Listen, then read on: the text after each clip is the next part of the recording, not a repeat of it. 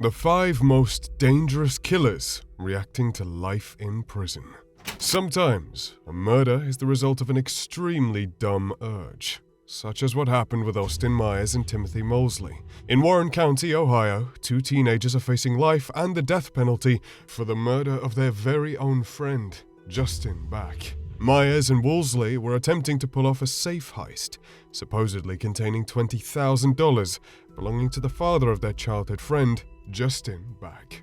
When they executed the break-in, however, they faced a tough situation as Justin was inside the house. Instead of leaving immediately or even using Justin as leverage, they horrifically decide to murder Justin with a choke wire and stab him 21 times when he started to fight back. The 2 men get the safe, but karma has it that it contained none of what they expected, meaning the whole thing was in vain, and a young man lost his life for no reason whatsoever. The 2 men were arrested, but that only showed just how much criminals would serve each other up on a plate, as Myers tried to throw Mosley under the bus, saying he was only there as a friend. But Mosley got back at Myers by admitting everything the 2 were involved in. Obviously, Justin was trying to put up a fight, and he wasn't overpowering us. In court, the 2 men were tried separately, and that's where all the dirty laundry came out. The piece of wire used to murder Back surfaced, as well as a note describing the break-in. Mosley went into extreme detail, yet there was an aura of remorselessness in his eyes as he almost smiled and described the event in an almost bragging sense. Justin was trying to ask us why. He was pleading to stop, pretty much begging for his life. Knowing what was in store for him, he took a plea deal and received life in prison without parole. Myers, on the other hand, was not as cooperative and tried to play the law by taking it to trial. No, I've made a horrible mistake. I'm only 19 years old. I think there's a lot of good things I can do with my life if you allow me to keep my life. But, as most do, he failed and found himself on death row. No amount of regret or apologies in court were gonna save him. The defendant does not understand how precious life is. Sometimes a case is as direct as an arrow, but we can't say the same about the trial, such as what happened with Sindel Jackson, who found out the hard way not to mess around in court.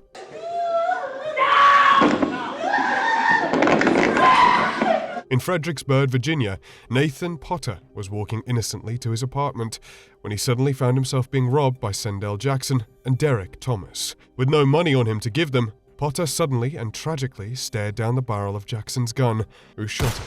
Both robbers were arrested, and the case went to trial without any complication until Jackson's actions in court began.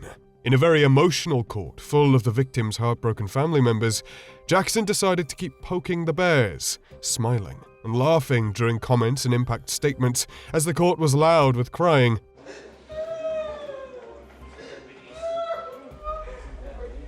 And a feud started to erupt between Jackson's family and Potter's family. Once Jackson's verdict of life in prison was read, I am going to go ahead on count 1, the first-degree intentional homicide conviction, and I am going to sentence Mr. Jackson to life imprisonment without possibility for extended supervision. The court erupted, and Jackson kept turning around, forcing the cops to restrain and eventually pepper spray him.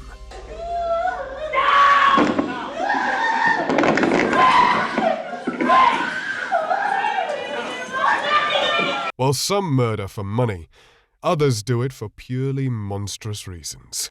Like Ellis Nelson Ortiz Nieves. On June the 13th, 2017, in Grand County, Michigan, police arrived at a house where they found a 4-year-old, Giovanni Mejias, dying horribly from severe injuries. Inside the house were several children, and one, Ellis Nelson Ortiz Nieves, was dating the person responsible for these children. Mejias was found with an abdominal tear, 2 broken ribs, cigarette marks, and belt injuries all over his lower back, head, and buttocks. He would tragically die very soon after. With only Ellis in the house, it was clear who'd done this. You had put cigarettes out on this poor little child. There was evidence of that from the pictures. In court, it took the jury only an hour to come to a decision, despite Ellis somehow insisting he was innocent. Unless a ghost walked in while he was supposed to be supervising these kids, He was insulting everyone's intelligence by suggesting he wasn't the killer. No one was more infuriated than the judge, however, who made sure Ellis knew exactly what he had done. The bruises, some of the bruises were in the shape of a belt buckle. Man, I ain't gonna let you sit here and say no crazy about me, man. But Ellis seemed to have difficulty accepting the reality of his monstrous actions, as he suddenly kept struggling and attempting to attack the police officers holding him. The testimony showed that you put this child and other child in a shower with ice cold water.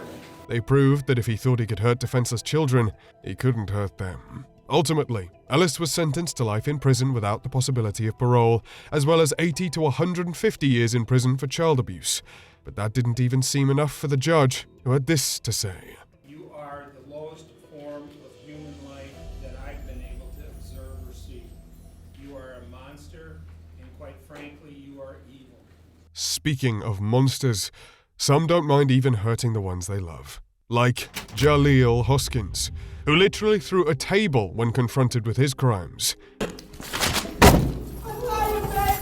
It all started in Grand Rapids, Michigan in 2013, when Jaleel Hoskins and his girlfriend and mother of 5, Latrice Mays, were having an argument over an assault Hoskins had committed a month prior. Unwilling to go to the cops and with no regard for life at all, Hoskins strangled Mays, wrapped her up in a blanket, and dumped the body in a trash can. With such a direct case and willing witnesses, the trial did not take long, and Hoskins immediately admitted to second-degree murder, tampering with evidence, and being a habitual offender.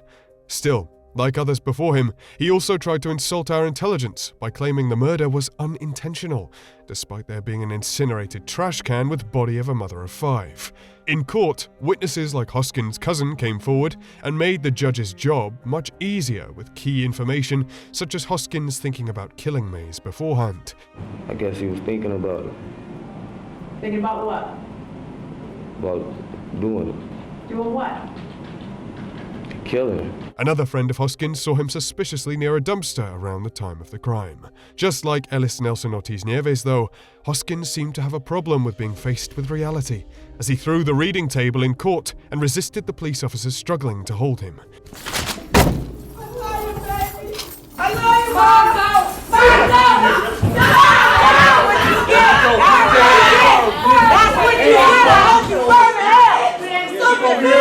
All that did was create an unnecessary mess, however, as he still received 50 to 100 years in prison.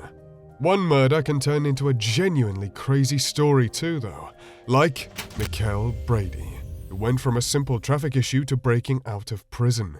In North Carolina, February 2013, Mikkel Brady was stopped by an officer in traffic, and he responded in the worst possible way, by shooting the officer and running. Thankfully, the officer survived, and Brady got what was coming to him, a maximum of 24 years in prison. If only the story ended there, because it only gets so much crazier. Brady was locked up in PASQUONTANK County Prison, where he got a job in the sewing plant for good behavior. Sounds wholesome enough, right? Well, that was only true until he executed an escape attempt with 3 other inmates in October the 12th, 2017. In a twisted way, it was unfortunate that the escape didn't succeed, because faced with failure, Brady killed 4 prison guards. Apparently, one victim was stabbed a horrifying 65 times. In court, Brady had no issue detailing the entire escape process, and he didn't leave out any details, including the more gruesome ones. I stabbed him like 4 to 8 times. She was supposed to go down in one hit. He also detailed how his job at the sewing plant helped him with bags and pants, and strangely, how he almost called the whole thing off. And all of a sudden, the pieces of the jigsaw puzzle just started getting put together. Each of us had basic ideas and tasks and how it was supposed to go down, and I almost called this whole thing off because I did not want to hurt Miss Darden. Admission and guilt could only take a criminal so far, though, and after almost 2 hours of deliberation, they weren't mothers and fathers and brothers and sisters and sons and daughters. They were obstacles on his path to freedom. the death penalty was served as penance for all those innocent souls Brady had taken. A jury unanimously recommending that the defendant be sentenced to death.